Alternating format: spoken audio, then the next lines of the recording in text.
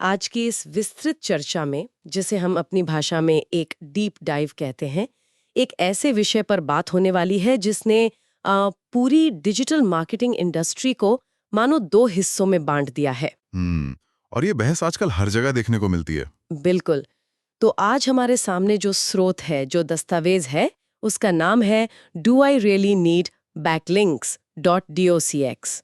और आज का हमारा मिशन 2026 के इस तेजी से बदलते डिजिटल परिदृश्य में एसईओ की सबसे बड़ी पहेली को सुलझाना है। और वो पहेली ये है कि क्या बेहतरीन कंटेंट ही काफी हैं या बैकलिंक्स आज भी उतने ही जरूरी हैं? हाँ, एग्जैक्टली। मतलब जो लोग अपनी वेबसाइट पर सब कुछ सही कर रहे हैं, कीवर्ड्स परफेक्ट हैं, शानदार कंटेंट लिख रहे हैं, वेबसाइट टेक्निकली एकदम दुरुस्त है, फिर भी वो गूगल के टॉप 10 में कहीं नजर नहीं आते। सही बात है। तो उन लोगों के लिए आज की ये चर्चा एक बहुत बड़ा आहा मोमेंट साबित होने वाली है। मैं कहूंगा कि ये फ्रस्ट्रेशन बहुत आम है, लेकिन इस दस्तावेज की सबसे दिलचस्प बात यह है कि ये सिर्फ क्या करना है इसके बारे में बात नहीं करता, ये क्यों पर फोकस करता है। मतलब रीजन समझाता है। बिल्कुल। कई लोगों ने यह मान लिया है कि बैकलिंक्स मरे चुके हैं, लेकिन हकीकत यह है कि बैकलिंक्स मरे नहीं है, बस उनका तरीका बदल गया है। चलिए इसे थोड़ा आसान भाषा में समझते हैं। अगर हम बिल्कुल बुनियादी स्तर पर बात करें तो बैकलिंक्स को इंटरनेट की दुनिया में एक वोट ऑफ कॉन्फिडेंस की तरह देखा जाता है। यानी भरोसे का वोट। हाँ, पहले के समय तो ऐसा होता था ना कि जितने ज्यादा लिंक उतनी अच्छी रैंकिंग, मतलब क्वांटिटी का खेल था पूरा। वो दौर कुछ और था। लेकिन यहाँ सबसे दिलचस्प बात यह है कि 2026 में गूगल का एल्गोरिदम बहुत ज्यादा स्मार्ट हो चुका है। स्मार्ट से आपका मतलब है कि वो स्पैम को आसानी से पकड़ लेता है। हाँ, और अब सिर्फ मात्रा या वॉल्यूम मायने नहीं रखता। अब क्वालिटी, कंटेंट की प्रासंगिकता और यूजर एक्सपीरियंस, ये सब चीजें गेम डिसाइड करती हैं। मैं इस दस्तावेज में देख रही थी कि एरेफ्स, सेमरश और मॉज जैसी बड़ी कंपनियों की स्टडीज का जिक्र है। बिल्कुल। और वो स्टडीज साफ तौर पर बताती हैं कि बैकलिंक्स आज भी टॉप 3 रैंकिंग फैक्टर्स में से एक हैं। टॉप 3 में? ये तो बहुत बड़ा क्लेम है। हाँ, आपको वर्ज दी 2024 का लिंक स्पैम अपडेट याद होगा? हाँ, जिसने पूरी इंडस्ट्री में तहलका मचा दिया था। एग्जैक्टली। उस अपडेट ने एक बात साफ कर दी थी कि गूगल अब मैनिपुलेटिव या चालाकी भरे तरीकों पर सीधी पेनाल्टी लगाता है। तो अगर मैं रातों रात हजारों स्पैमी लिंक्स बना लूं तो मेरी साइट रैंक होने के बजाय गायब हो जाएगी? 100% गायब हो जाएगी। इसीलिए दस्तावेज में 5 मुख्य पैमानों या पैरामीटर्स का जिक्र किया गया है, जिन पर आज गूगल एक बैकलिंक को मापता है। तो चलिए एक एक करके उन्हें डिकोड करते हैं। पहला पैमाना क्या है? सबसे पहला है प्रासंगिकता, यानी रेलेवेंस। मतलब मेरी वेबसाइट किस बारे में है और मुझे लिंक कहाँ से मिल रहा है। बिल्कुल। अगर आपकी साइट फिटनेस सप्लीमेंट्स की है और लिंक किसी कार रिपेयरिंग साइट से आ रहा है, तो गूगल समझ जाएगा कि कुछ गड़बड़ है। हाँ, वो पूरी तरह अप्राकृतिक है। दूसरा पैमाना है अथॉरिटी। अथॉरिटी मतलब लिंक देने वाली वेबसाइट कितनी बड़ी या भरोसेमंद है। सही कहा। एक नई साइट से लिंक मिलने और एक बड़ी न्यूज वेबसाइट से लिंक मिलने में जमीन आसमान का फर्क होता है। लॉजिकल है। और तीसरा है प्लेसमेंट।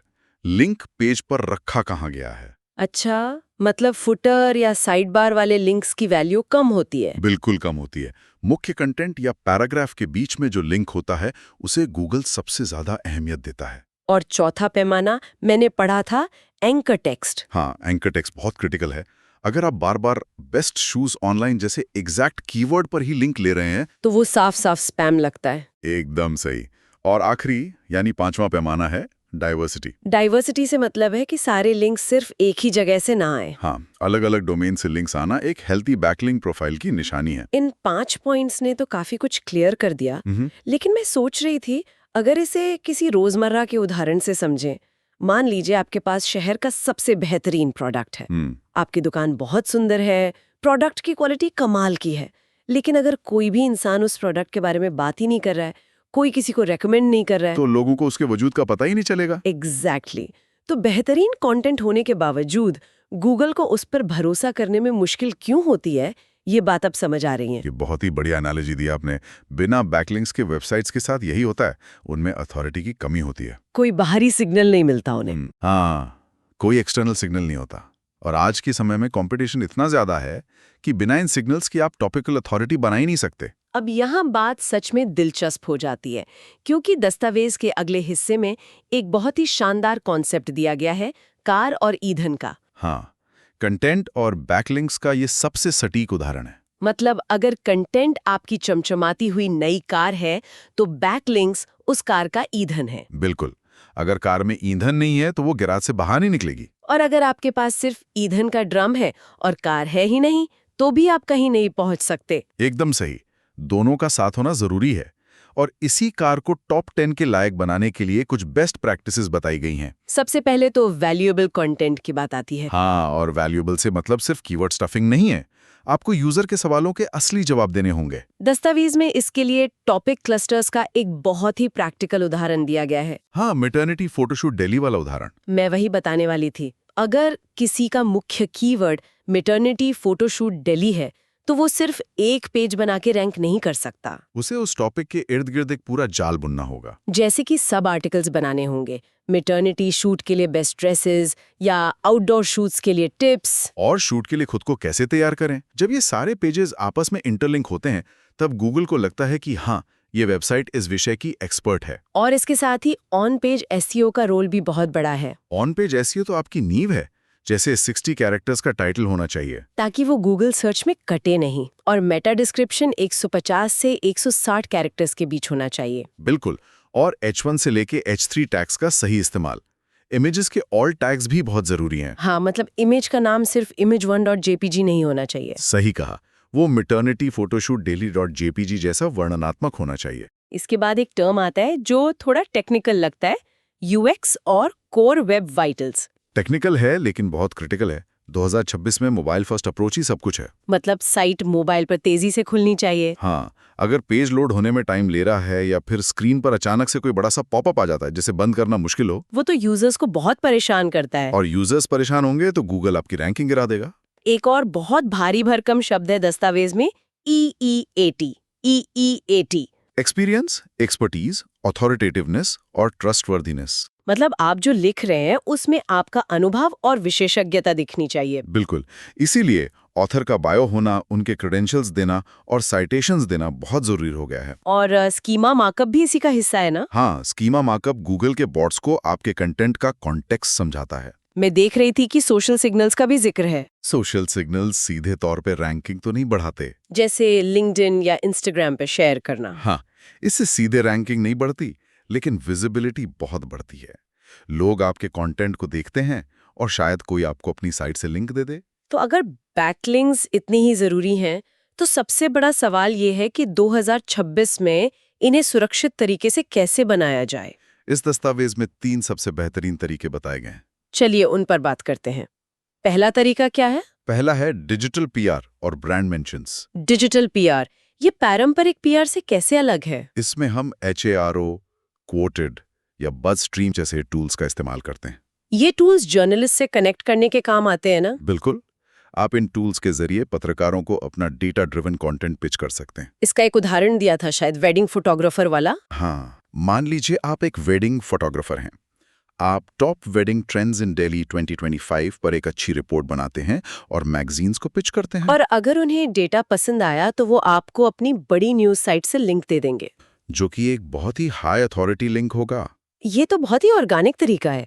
और दूसरा तरीका है गेस्ट पोस्टिंग। लेकिन गेस्ट पोस्टिंग में अब बहुत सावधानी बरतनी पड़ती है। हाँ, मैंने पढ़ा कि सिर्फ अपनी निश की वेबसाइट्स पर ही पोस्ट करना चाहिए। और वो भी ऐसी वेबसाइट्स जिनका DA यानी डोमेन अथॉरिटी 40 से ज्यादा हो। मतलब किसी भी रैंडम साइट पर आर्टिकल नहीं डाल सकते। बिल्कुल नहीं।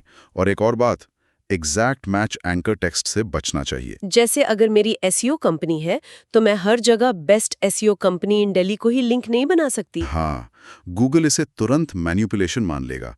आपको एंकर टेक्स्ट को बहुत नेचुरल रखना होगा। और तीसरा तरीका है कंटेंट पार्टनरशिप और रिसोर्स लिंक बिल्डिंग। इसमें आप अपने इंडस्ट्री के लिए गाइड या चेकलिस्ट बनाते हैं। जैसे लोकल SEO चेकलिस्ट फॉर 2025। एकदम सही। और इसी में एक बहुत अच्छी रणनीति है, ब्रोकन लिंक बिल्डिंग। मतलब दूसरों की साइट्स पर टूटे हुए लिंक्स ढूंढना। हाँ, आप उनके टूटे हुए लिंक्स ढूंढते हैं और उन्हें बताते हैं कि देखिए ये लिंक काम नहीं कर रहा, आप चाहें तो इसकी जगह हमारे इस नए और बेहतर आर्टिकल का लिंक लगा सकते हैं। ये तो दोनों के लिए फायदे का सौदा है।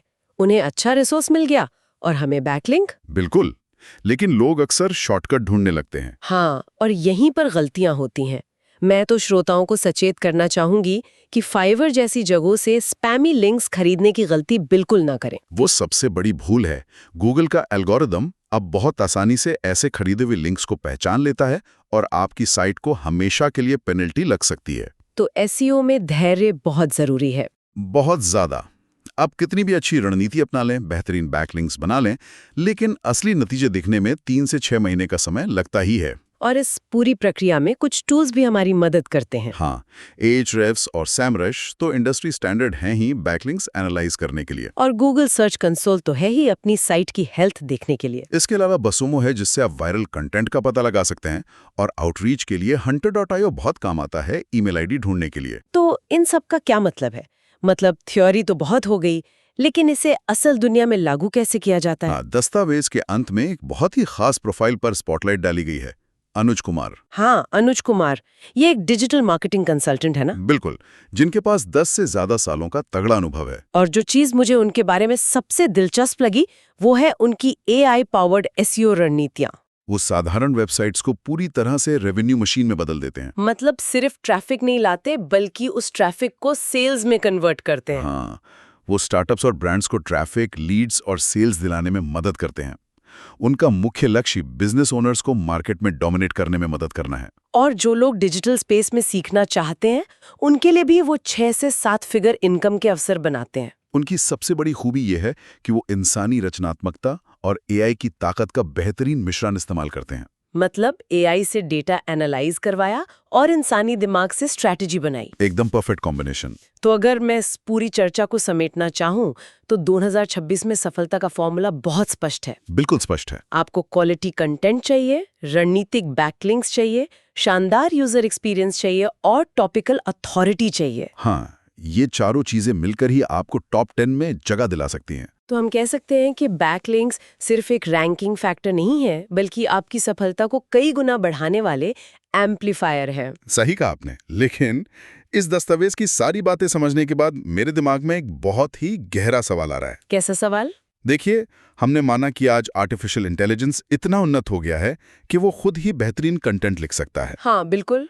और वो आउटरीच ईमेल्स को भी पूरी तरह से ऑटोमेट कर सकता है। हाँ, AI एजेंट्स ये काम कर रहे हैं आजकल। तो सोचिए, भविष्य में सर्च इंजन एक असली इंसानी भरोसे के वोट और AI द्वारा बुने गए लिंक एक्सचेंज के जाल के बीच फर्क कैसे करेंगे? ओहो, ये तो बहुत ही प्रोवोकेटिव थॉट है ना? क्या भविष्य में ट्रस्ट का पैमाना इन लिंक्स से आगे बढ़कर कुछ और ही हो जाएगा? क्योंकि जब मशीनें ही मशीनों से लिंक मांगेंगी और देंगी, तो इंसान का भरोसा कहाँ रह जाएगा? ये वाकई एक ऐसा सवाल है जो पूरी एसईओ इंडस्ट्री को सोचने पर मजबूर कर देगा। तकनीक कितनी तेजी से आगे बढ़ रही है और ट्रस्ट को मापने के तरीके कैसे बदलेंगे, इस पर नजर रखना बहुत दिलचस्प होगा। बिल्कुल, ये एसईओ का अगला बड़ा इवोल्यूशन होगा।